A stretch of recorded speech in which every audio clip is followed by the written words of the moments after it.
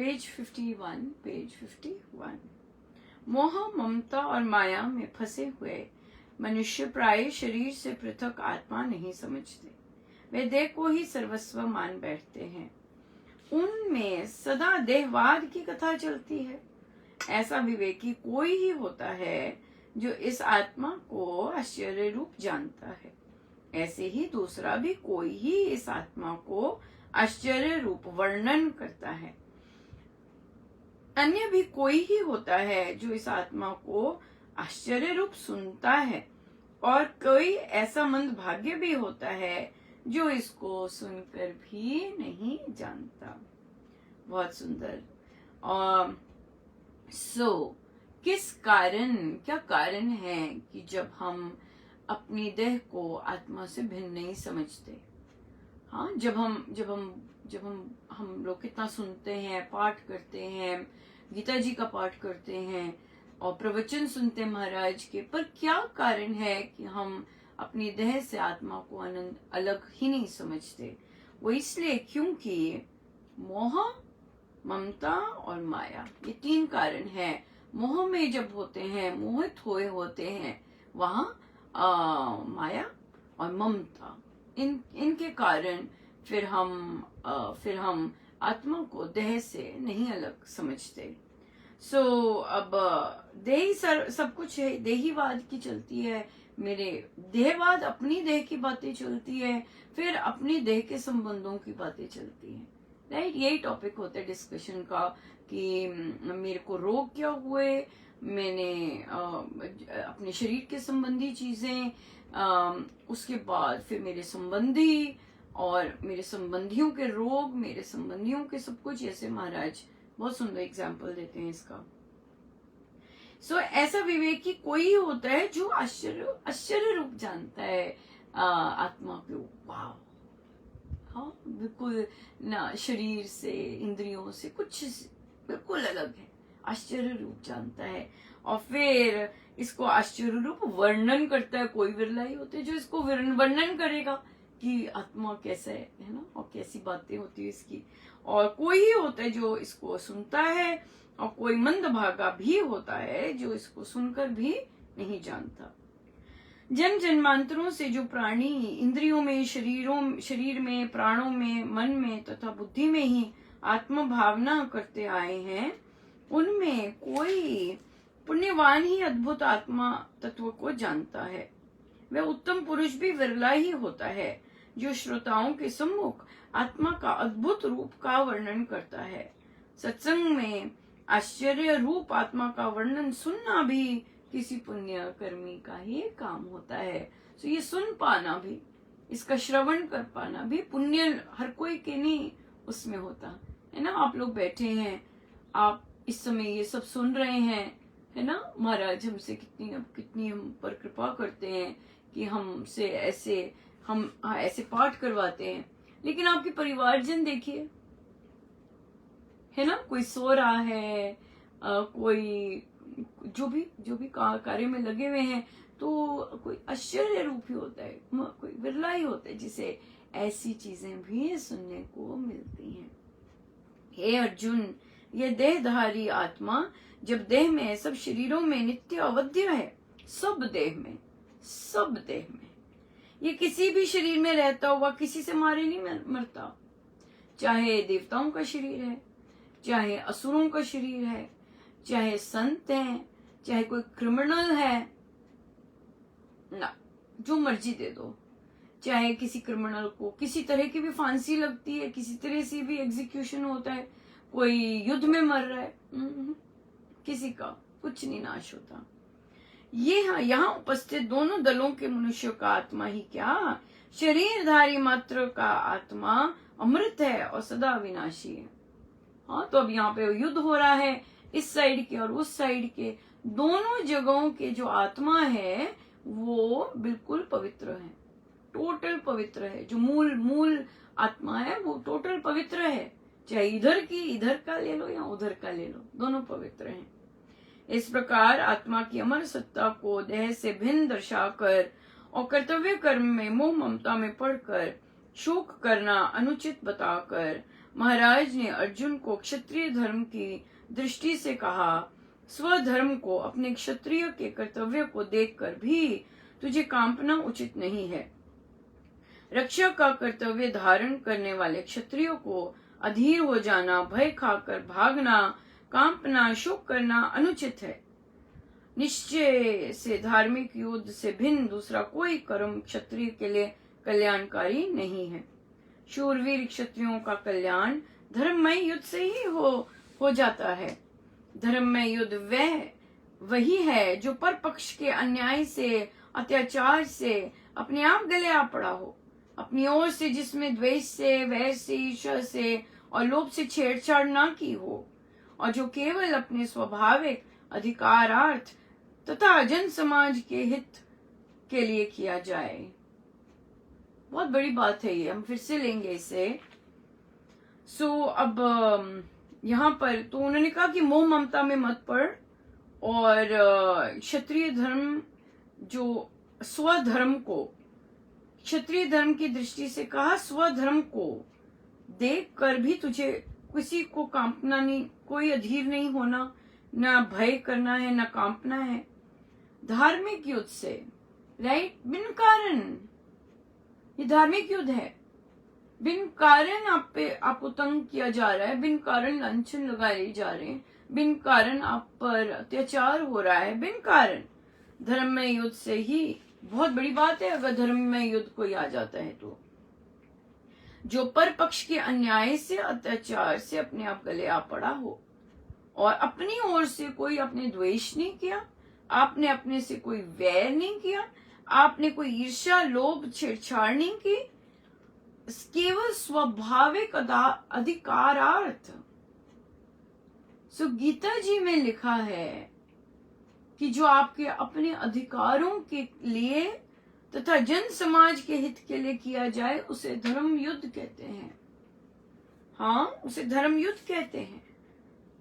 धार्मिक युद्ध होता है वो। आप बहुत सारी संस्कृतियां इसमें जागी हुई हैं, और उनको पता है कि मेरा अपना जो अधिकार है वो क्या है। आपने प्रवचन पीयूष जी में महाराज ने बहुत दुख व्यक्त किया है जब छोटी बच्चियों का, जब पुरुष, जैसे कि अगर किसी पुरुष की तीसरी पत्नी भी मर गई और वो किसी लड़की से विवाह करता है, महाराज ने इस पर बहुत दुख व्यक्त किया है कि वो, और धिक्कारा है कि भी तीसरी के बाद भी इस क्या उम्र हो जाती है, उसके बाद भी तू लड़की से विवाह करने के लिए चल पड़ता है। महाराज ने इस तरह की प्रैक्टिसेस को धिक्कारा है, और तभी महाराज ने कथा प्रकाश जी में बड़े बलाढ्य शब्दों में राम नाम से अपनी रक्षा करना, फिर अपने जन समाज की रक्षा करना, बहुत बहुत बहुत उसको महत्व दिया है। अपने अधिकारों के लिए, अपने स्वाभाविक अधिकारों के लिए, जब आपके साथ बिन कारण अन्याय हो रहा, उसके लिए आप जो भी कदम उठाते वो धर्ममय युद्ध है। बहुत सुंदर। देखिए, हमारे गुरुजनों की सोच बहुत जबरदस्त ऊंची है, लेकिन हम स्वार्थ के कारण, अपने स्वार्थ के कारण उनकी सोच को हम बहुत बहुत डिफरेंट बना देते हैं और बहुत डिफरेंट तरह से प्रोजेक्ट करते हैं। हमारे गुरुजन तो बहुत जबरदस्त ऊंची सोच के हैं। बहुत बहुत धन्यवाद गुरुजनों का, बहुत बहुत धन्यवाद।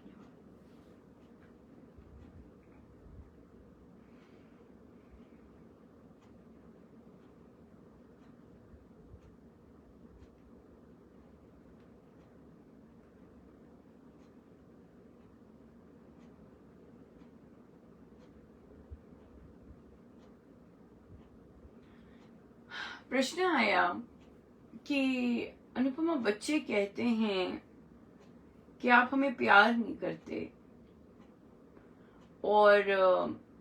और हम तो सादिका जी ने कहा कि सब कुछ तो बच्चों के लिए होता है, इतना प्यार करते हैं, पर फिर भी बच्चों को लगता है कि आप उन्हें प्यार नहीं करते।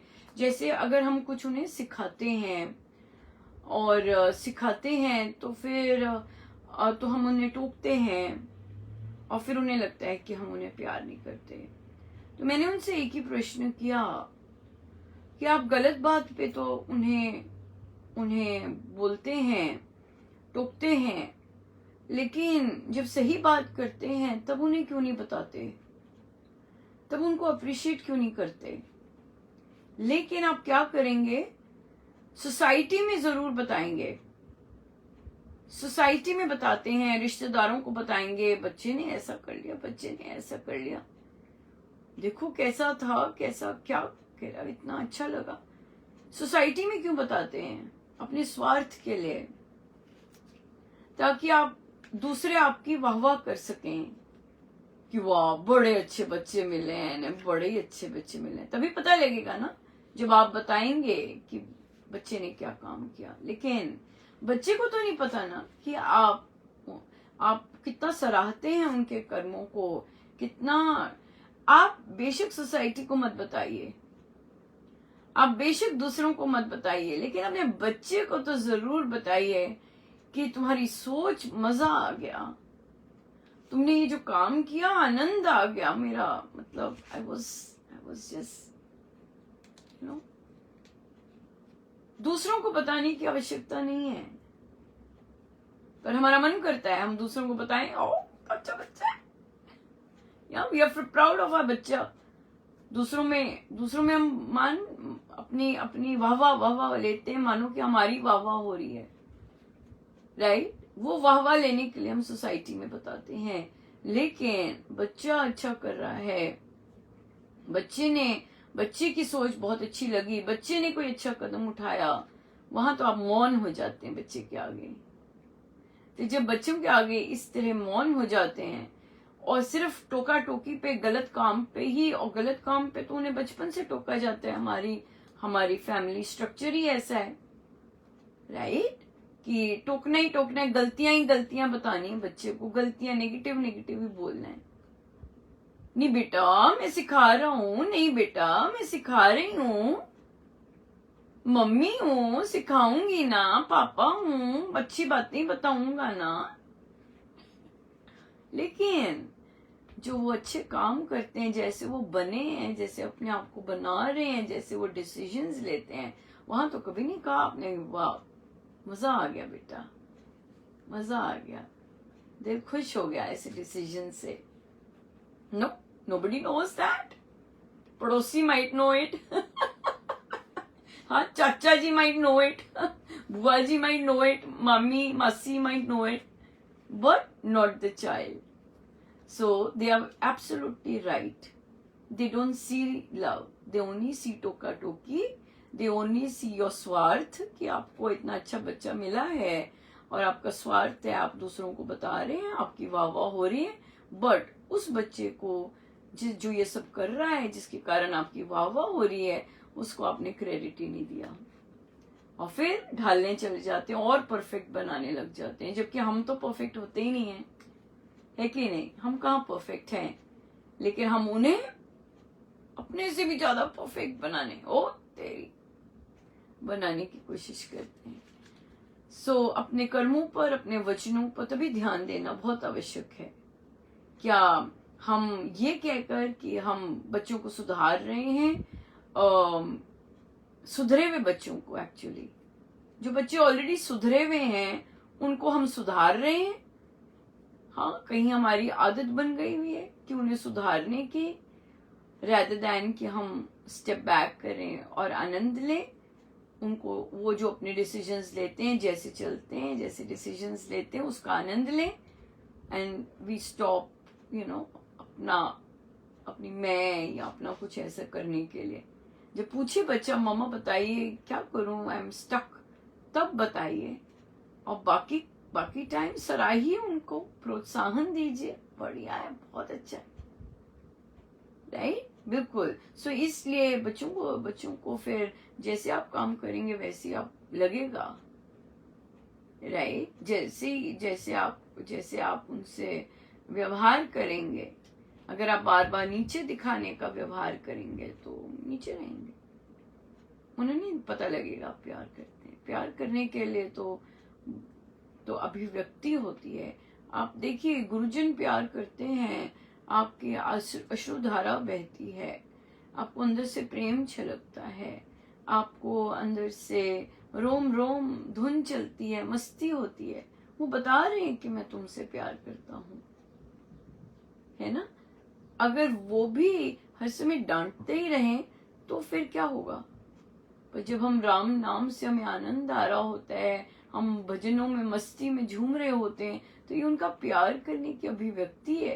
ये आप सुबह सुबह आए हैं, हाँ, उनके लिए बैठे हैं उनके साथ, और फिर नाम जाप कर रहे हैं, कितना आनंद मिलता है उन्हें। बताते हैं ना, फिर दिल खुश हो जाता है उनका भी। कहते आप आए हैं, प्रभु बहुत कृपा बरसा रहे हैं, ये प्रभु की कृपा है। कितना कितना बिल्कुल झड़ियां लगा देते हैं, है कि नहीं। सो इसलिए प्रभु की अभिव्यक्ति और हम सबको बहुत अच्छी लगती है। सो इसलिए हम भी वैसे ही करें और अभिव्यक्त करें अपने बच्चों की पॉजिटिव चीजें, उनको बताएं उनकी पॉजिटिव चीजें, उनको अप्रिशिएट करें, और तब लगेगा कि हाँ, my mama loves me, right. चीजों से नहीं बच्चों को होता, पर कई बच्चों को होता है वो भी, कि आप टाइट हैं पर फिर भी आपने बच्चे के लिए निकाल के किया। बच्चों को पता होता है, सब कुछ पता होता है, राइट। सो अगर आप अप्रिशिएट करना शुरू करेंगे, आप नोटिस करेंगे कि जब आप कभी डाउन होंगे, बच्चे आपको अप्रिशिएट करेंगे, वैसे पुल अप करेंगे, क्योंकि उन्होंने आपसे जो सीखा वो वही तो करेंगे। अगर आपसे दुर्गुण देखने ही दूसरों के सीखे हैं, तो वो दूसरों के भी दुर्गुण ही देखेंगे। अगर आपसे पॉजिटिव वे से सराहना सीखेंगे, वो भी वही करेंगे, राइट। सो इसलिए जो चाहते हैं आप चाहते हैं बच्चे दूसरों में दुर्गुण देखें, उनको सुधारते रहें, कीजिए आप ये सब। अगर आप चाहते हैं कि नहीं, बच्चे दूसरों की पॉजिटिविटी देख के उन्हें मोटिवेट करें, उन्हें प्रोत्साहन दें, उनके गुण देखें, तो आपको करना पड़ेगा। So parents will have to do it such that the children know. वो अपने आप लेते हैं, आपको पता भी नहीं होगा, और वह बच्चे वैसे ही एक्ट करना शुरू कर देंगे। आप देखेंगे जिन घरों में मदर्स चिल्लाती हैं, फादर्स मदर्स पे चिल्लाते हैं, बच्चों ने कोई काम नहीं मानना होता, वो भी चिल्ला के बताते हैं। तब आपको रियलाइज नहीं होता, तब आपको दुख होता है, तो आप बोलते हैं कि ओ बच्चा चिल्लाया, ऐसे से बोला, पर उसने आपसे ही तो सीखा है, पड़ोसी से थोड़ा ना सीख के आएगा। आप लोग भी तो घर में यही करते हैं, चिल्लाते हैं एक दूसरे पे। पर अगर आप गुण देखना शुरू कर दें, एक दूसरे को अप्रिशिएट करना शुरू कर दें, आप देखेंगे बच्चा कब आपको अप्रिशिएट करता है, आपके साथ खड़ा होता है। सो गुरुजनों का बहुत बहुत धन्यवाद, इतनी कृपा बरसाते हैं, अनंत अनंत धन्यवाद। जय जय राम, जय जय राम। आइए हम सीधे होके बैठे।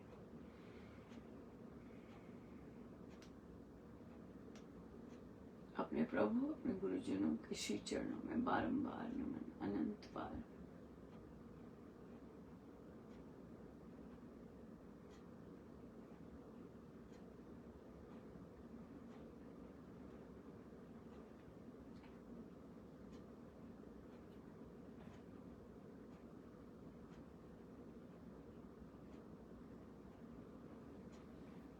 सब गुरुजनों का उनके श्री श्री चरणों में जय जय राम।